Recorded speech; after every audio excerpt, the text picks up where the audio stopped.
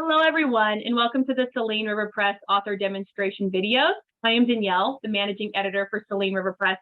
And today I'm so excited that we again have the opportunity to speak with Monica Corrado, the author of the Complete Cooking Techniques for the Gut Diet.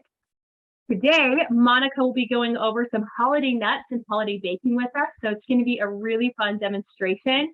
Hi, Monica. How are you today? Hi, Danielle. I'm good. Hi. I'm excited. Thanks for having me. All that good stuff. So glad to have you again. Well, I'm going to go ahead and just let you jump right in and get started on the demonstration for us. Okay. All right. So Right. I am excited because nuts and seeds have become a very big deal all over the country, really, as a protein source, an alternative protein source, if you will, and also for baking. So we're going into the holidays.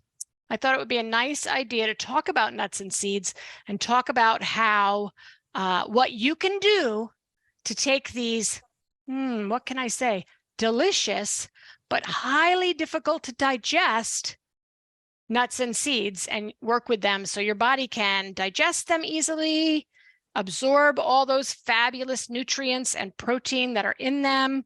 And you can use them for baking. You can use them as a little bowl of nuts and right, like nuts and raisins and cranberries and good salt and yummy things like that. So again, I go into this, I'm going to show my book, I am. If you want to learn a lot about nuts and seeds, I wrote an entire book on it, and it's in this book, which is the Complete Cooking Techniques for the GAPS Diet. So if you want to learn a lot more information about why we do this, when we do this, all the time, etc., how to soak, how to sprout, how to ferment nuts and seeds, that's the book to go to. Today, I just want to cover a couple of things for you. And we'll start with this. Every nut, every bean, every grain, every seed is a seed. That means that it is the way a plant procreates. And that means that they don't want you digesting them. They don't want humans eating them. They don't want cows digesting them, or horses digesting them, or birds digesting them. Seeds are created in a way that they are very hard for humans to digest. Like, no joke. Truly. It's almost like they're armored. And they're armored with things called anti-nutrients. Anti-nutrients. That means anti. Are you getting the anti thing? Anti-nutrients. So we want to get rid of the anti-nutrients. And the anti-nutrients are just nature's way of keeping nuts and seeds in their state so they can get through your digestive system, if you will, and go over there and make another plant. I mean, not for humans these days because we're grinding and nut buttering and this thing and thatting, right? But certainly for animals, for birds and everyone else, all the animals and birds that eat seeds, they're meant to make it through their digestive system, be carried over there and make another plant. So we'll just get started. As I was saying, there are 3 ways to make nuts and seeds digestible. That is soaking. We're going to soaking in water and salt, and I'm going to show that today. That is sprouting, because the seed will move from a seed that says, "Don't eat me," to a plant, which we're used to eating more of, right? So it'll move from a seed to a plant. And fermenting. Woo. So a lot of you folks are really clear about fermenting cabbage for sauerkraut, or cabbage for kimchi, or beets, right? Or pickles. Like, people are used to fermentation these days, but they're not used to fermenting nuts and seeds. And this is like, it is so cool. And it makes things that are baked with nut flour, like almond flour or sunflower seed flour or pumpkin seed flour, these alternate hazelnut flour, right? All these alternative nut flours that people are pretty much going crazy on. Just go to the store. I mean, used to be you couldn't even find a bag of nut flour, and now you can find like everything. Hazelnut, almond and this nut and that nut and tiger nut and all sorts of nuts. So in any case, we want to learn how to ferment that flour so that when you bake, you get this nice, airy loaf, fluffy, airy loaf. One of the biggest things that people that go gluten-free or go grain-free complain about is that baked goods that are made with nut and seed flour are heavy. They're heavy on their digestion. They're kind of like lead weight. And so when you ferment nut or seed flour, which is so easy to do, you get a nice fluffy loaf or a nice fluffy cake or a nice fluffy muffin or a nice fluffy cupcake. What are you making? What are you trying to make with a nut or seed flour? Really, really incredibly easy to do and really worth it. Not only do you get this benefit of a nice fluffy, airy baked good, which is why people love gluten so much, it's the air, right? But you also get something that's so easy on your digestion. So you can see I'm making a pretty hard pitch here for people to ferment their nuts and seeds and their nut and seed flour. All right. That's just a little bit of background about why we want to do this. Let's just jump right in. The first thing, yeah. The first, and also just so people are clear, my book does have what's called a basic recipe for nut and seed flour that you can take.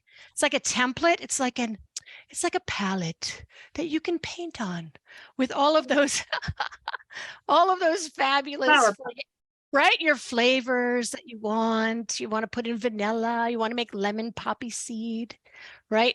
For example, yesterday I decided to make some lemon blueberry scones from almond flour. Awesome. Love it. Amazing. So there's a really wonderful basic recipe in my book that you can use as a template to make anything: banana bread, zucchini bread, carrot cake, you name it, lemon blueberry scones, whatever you want. Very easy to do. But first, let's start with nuts. So here I am. This is a pound of almonds. These are organic almonds that I bought at the store. They're very, very hard. They're very, very thin, dry, hard, kind of like a rock. I don't know how people actually eat these things without breaking teeth. No joke.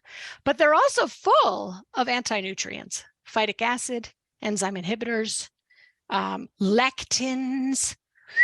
That's the big word these days, folks. So we want to neutralize these things. Neutralize, I like that word. Take it out, clear these things out of the foods. So this is a pound, which roughly for most nuts, a pound is 4 cups-ish. So just go out to the bulk and buy yourself some nuts or seeds, a pound worth. And then the recipe is 1 pound or 4 cups. That's the same. 1 tablespoon of salt. Salt.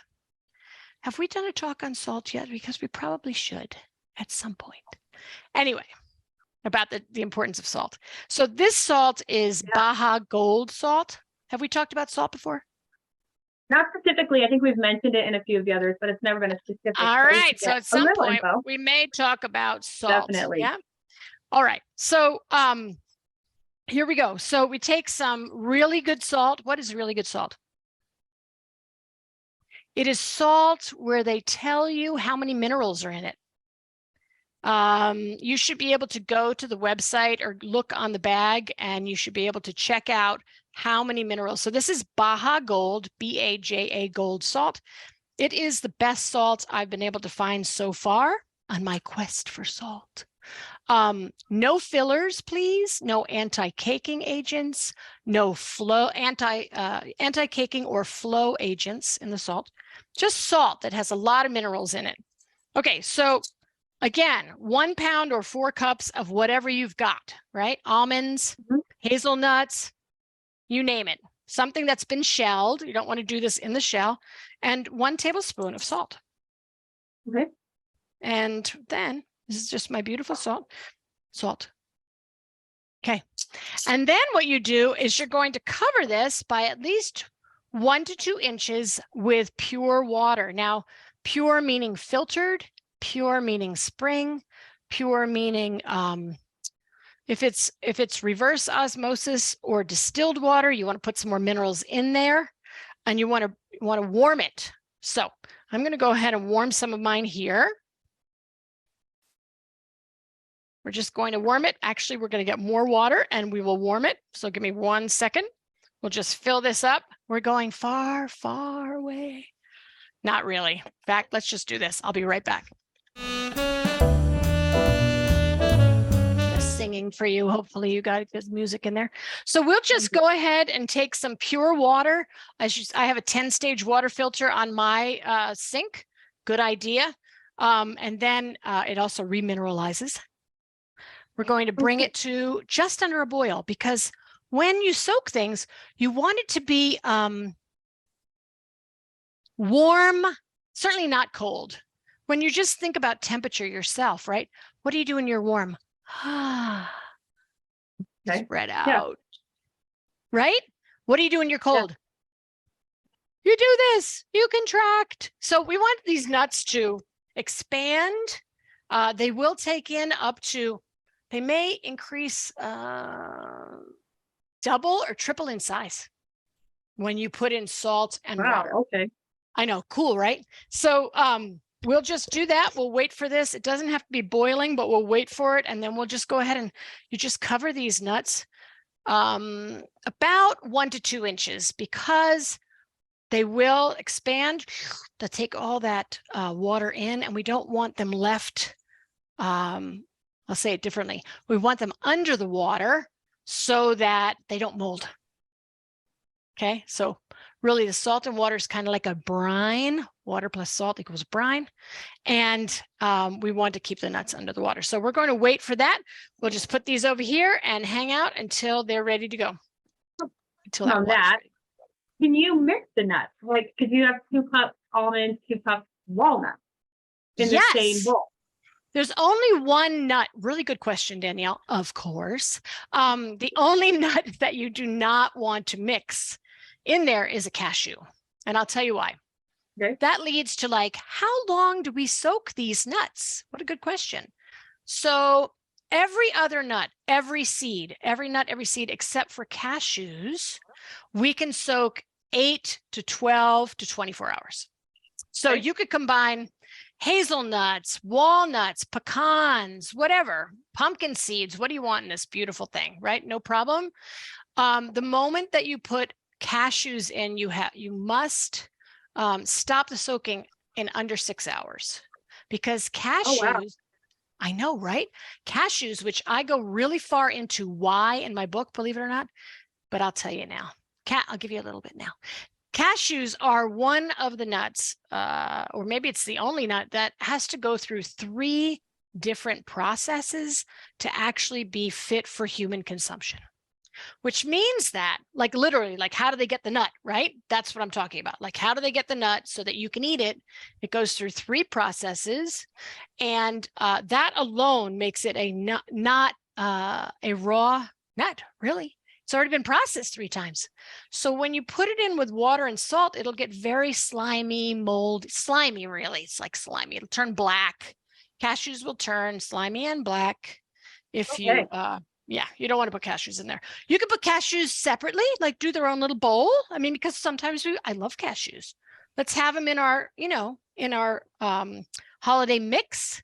But what you want to do is do it separately. And then just only same measurements, 4 cups or 1 pound, 1 tablespoon of good salt, level tablespoon, cover with 1 to 2 inches of water, 6 hours, done. Okay. But these guys could literally go 24 hours. Anybody else? Anything else? Good question. Thank you for that. All right. I'm going to check my water. Yeah.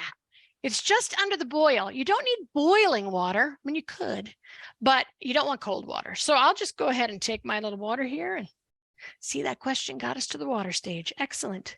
Here we go. I'm literally just, right? We're just going to pour that right in there. All right, we're covering. I might even do that. All right. So water, salt, nuts. You can stir that around. Let me grab one of my fabulous wooden spoons and we'll just stir that up. Doesn't have to be a big deal. You're just stirring to combine, get the salt all through the water. Good. And then I like to put a plate on top to make sure that there are no, what can I say? Physical contaminants, right? No dust, no dog hair, no cat hair, no nothing, right? So I just go ahead and put a plate on top. And then you can put it anywhere you want on your counter. I'll put it over here on my counter. We'll just leave it over here.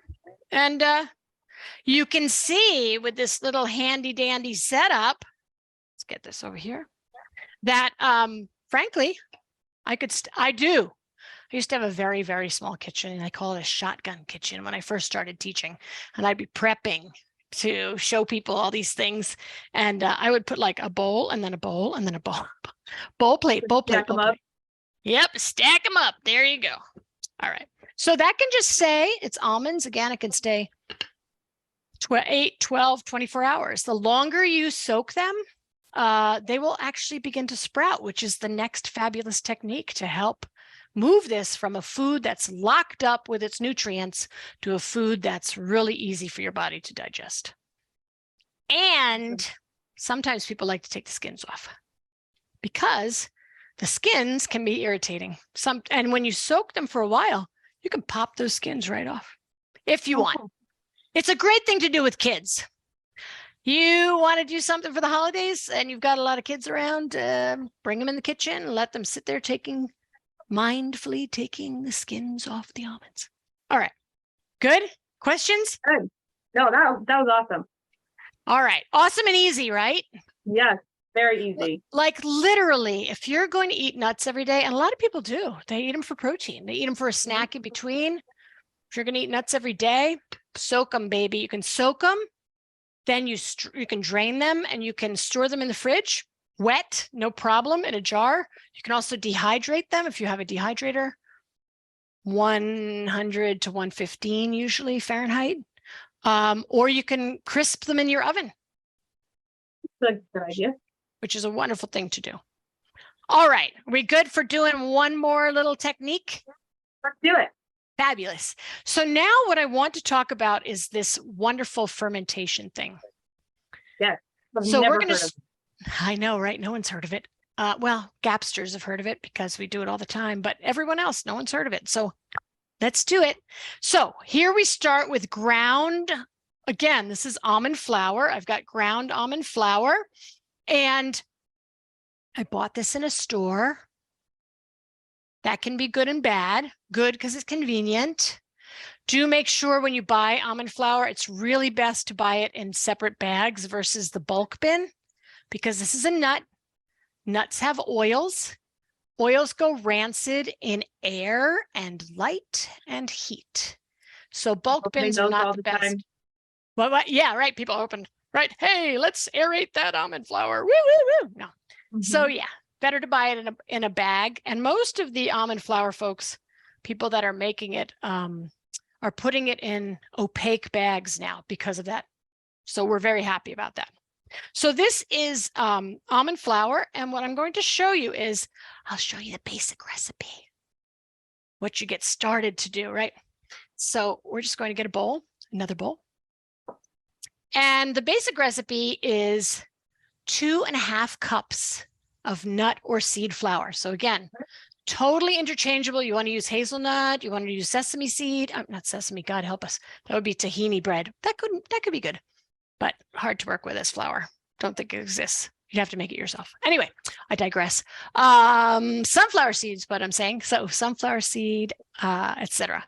So we've got a bowl. We've got our almond flour here, which is the usual one that people use. It's a neutral flavor. It's really easy to find these days, right? Yep. So all we need here, you do? I do. All right. Well, time to ferment it. You'll have to let me know. All right. So what we do now is the recipe is 2.5 cups of some nut or seed flour. And so we're just going to go right in. This is a cup measure. It's actually an antique one. It was given to me when I was doing Chef's Move to School back in Silver Spring, Maryland a few years ago.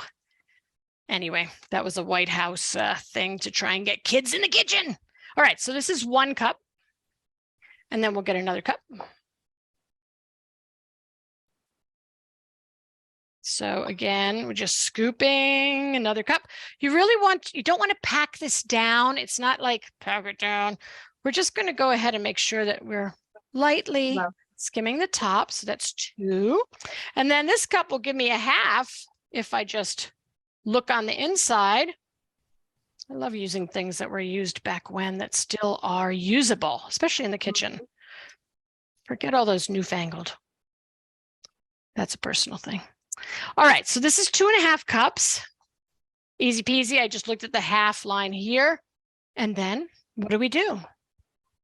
We clean up our little area here because it's nice to have a neat kitchen, right?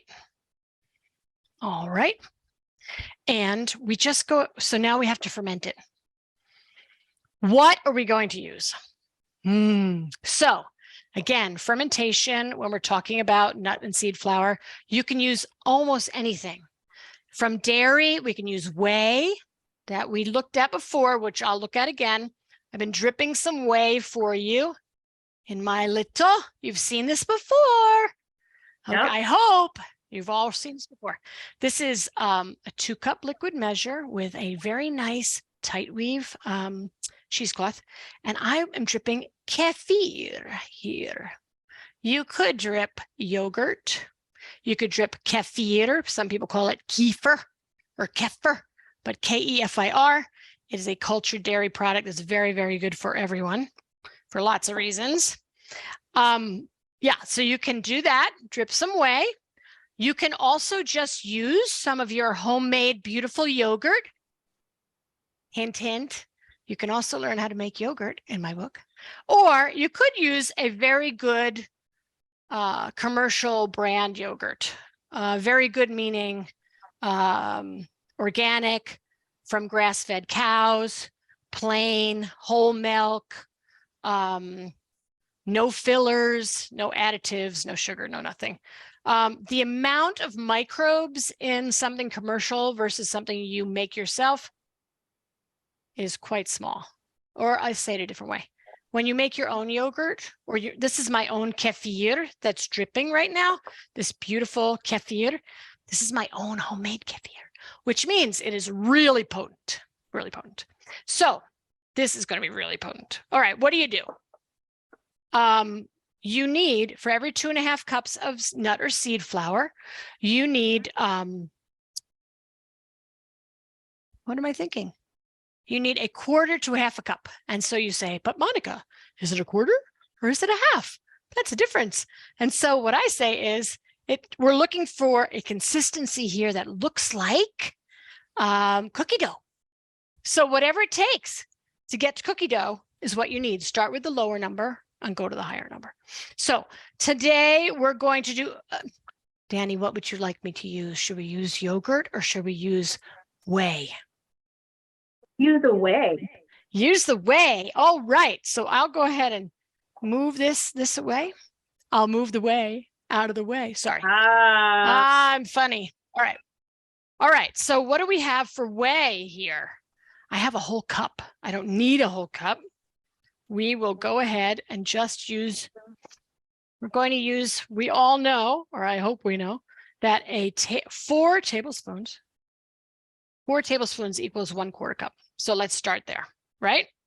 And then we're going to mix and see what happens. 1, again, basic recipe. 2, 2.5 cups of nut or seed flour. 3, 1/4 cup or more. We'll see how we do here in terms of mixing. So here we go. Let's mix. We're looking for cookie dough. I hope everybody knows what cookie dough consistency is, especially now that we're getting to especially since we're getting to the holidays. All right, so you can see that's 4 tablespoons or 1/4 cup. And it's still pretty, I mean, it's getting there. We could be here a little while, but it's starting to come together, moistening. So I'm going to add another, ooh, it's really coming together now. I'm going to add one more tablespoon. All right, that I think is going to do it. Let's see. Oh yeah, you can see how now it's. So you're looking for cookie dough consistency. Literally, that's all you need. You can see how it's getting very cookie dough-ish. Is that a word? I don't know. Very much like cookie dough, right? But right, like this is cookie dough, folks. This is not Definitely cake batter, right? This is not pancake batter. This is not cake batter. This is cookie dough batter, right? Like you get this. This is what you're going for. And literally, we just want to make sure all the flour is nice and moist, right? We don't want any dry pockets, so that's good. And then what are we going to do with this? We are just going to allow this to sit, again, sit on the counter. We're going to cover it. You could cover it with a nice towel. You could cover it with a plate. And you're going to let this sit at room temperature, which is defined as 68 to 72 degrees Fahrenheit. And somewhere in there, if it's colder, it's going to take longer to ferment. If it's warmer, it's going to ferment faster. So minimum of 24 hours. The longer you let this sit, again, covered, the longer you let it sit covered, the fluffier your baked good will be. Woohoo! So that's it. There you go. Isn't it gonna vastly change the flavor of your cookie? Very good question. This gal's got good questions. Okay, so yes, yes and no. Things like yogurt. So yogurt tends to be a very, very neutral flavor, so not a problem there. Kefir or whey, depending on how old this kefir was, which is not old, but for some people, they have kefir that sits around their fridge for a month, 2 months. And then they're like, oh, let me strain the whey. And then they're like, oh, that's pretty strong. So let's smell it. Let's see. Delightful. So no, this is a very mild kefir whey. So yes, those are things to think about. For the most part, when you ferment flour with yogurt, which is very, very mild, super mild, if you ferment it with whey from yogurt or from kefir, and that's mild, no problem. You do want to kind of check it out though before you, especially if you're going to be working, like let's say you want to make a vanilla birthday cake, right? You don't want it to be fermented with a very, very strong, right, kind of acrid, strong flavor. You want to not do that, or people may be on to you, if you will. They'll be like, what did you do? Did you do something weird to this flour? Tastes weird. So the fermentation, even if you go, as I said, 3 days, you can do 72 hours or longer. It's not going to make that flour taste sour or anything. It's just going to be, the key is what did you ferment it with and what did it taste like before you did the fermentation? That's really. And then, and then you go into the basic recipe. Like, how do you make this into like a cake, right? So you now have a wet flour. Yes. The baking has to be pretty precise in your measurements. When you're trying to measure out that wet flour, is that different? If it calls for a cup of flour, can I use a cup of this, or is that going to translate differently since it's wet and more packed? Have you noticed any difference with that? Or can you keep it pretty much the same? Another really good question. So, usually what I do is I work from this, which is 2.5 cups, which is going to give me 1 8-inch round, or 1 8x8, or 1 maybe 12 muffins like this. That's what this will do once you grow it with the eggs and things like that. So if you want to translate your recipe, let me start in another place. You will only be able to translate a recipe that is a not fermented nut flour to a fermented nut flour, meaning I do not at this point suggest, we'd have to do a very long class. I do not at this point suggest that people take fermented almond flour and try to put it into their mother's wheat flour, all-purpose flour bread recipe or AP flour cake recipe or something like that. Almond flour, nut flour, seed flour does not translate one-to-one with gluten flours or grain flours. That's true. That's it just true. isn't. So you want to work with another almond flour or nut flour recipe, or you just work with the basic recipe and you make your own. Thanks. Makes sense. Right? Great question. But from here to like, how do you get to a loaf or a cake or a muffin or something like that? What are you going to do? Nut and seed flours need a lot of eggs. So you're going to add eggs. You're going to add fat like butter, pastured butter. You might add more yogurt to go from the cookie dough consistency to more of a cake batter consistency. That makes sense. Makes perfect sense. I love that. So that's what I've got for today. I do have a couple of really great, oh goodness, I said that, blog articles on Selene River Press about working with nut flours and nuts, holiday nuts. People want to take a look at that. All things fermenting, since we talked about that a little bit. Yes. We even have some blog posts over there on salt. We got it all. We got it all. So go check it out for sure. Right? Awesome. Monica, thank you so much. This was an awesome video for this time of year. What a great time for us to get some amazing nuts and flowers and things going, but to also enjoy the holidays without the holiday tummy aches that we usually feel. I often do. That's fantastic. Really appreciate you being here. I appreciate you taking the time to really show us what a difference it makes to show it. Reading it was fantastic, but seeing it was just amazing. I love that I have the opportunity to ask you these questions. For any viewers out there, you can ask any questions as well. Send us an email or a video yourself with anything, and we will get it to Monica to answer those questions for you. You can also check out her website, simplybeingwell.com, so you can reach out to you and answer questions. And don't forget, I know she's got one there, to check out her amazing book, The Complete Cooking Techniques for the GAPS Diet. You get this and unbelievable amount more of incredible information.